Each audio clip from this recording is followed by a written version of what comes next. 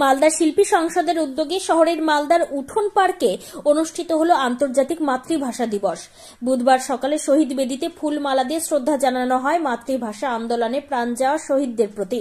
তারপর সেখানে বিভিন্ন শিল্পীদের সংবর্ধনা দেওয়া হয় এবং অনুষ্ঠানে উপস্থিত শিল্পীরা গানের মধ্যে দিয়ে শহীদদের শ্রদ্ধা নিবেদন করেন।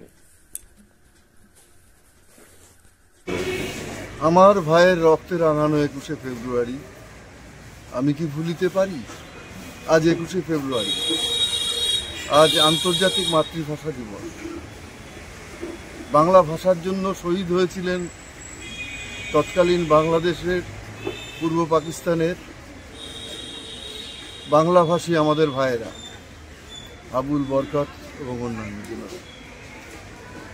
সারা পৃথিবীতে ভাষার জন্য, নিজের মাতৃভাষার জন্য শহীদ হওয়া একটি ইতিহাস। এই দিনটিকে 21শে ফেব্রুয়ারিকে আন্তর্জাতিক মাতৃভাষা দিবস হিসেবে উদযাপন করা হয়। এখন সারা পৃথিবীতেই, শুধু বাংলাভাষীরা নয়, সারা পৃথিবীর প্রত্যেকের নিজের ভাষার জন্য, মাতৃভাষার জন্য এই দিনটিকে উদযাপন করা হয়। আমরাও মালদা শিল্পী সংসদ প্রতি বছরের মতো এবারও আমরা মালদার উঠোনে শিল্পী, সংস্কৃতি মনস্ক সকলে মিলে মালদা শিল্পী সংসদের পক্ষ থেকে এই দিনটি উদযাপন করছি। শহীদদের উদ্দেশ্যে স্মৃতিতর্পণ, তাদের প্রতি শ্রদ্ধা নিবেদন, 21শে পদক বিশিষ্ট সাহিত্যিক শিল্পীদের প্রতি বছর আমরা প্রদান করি।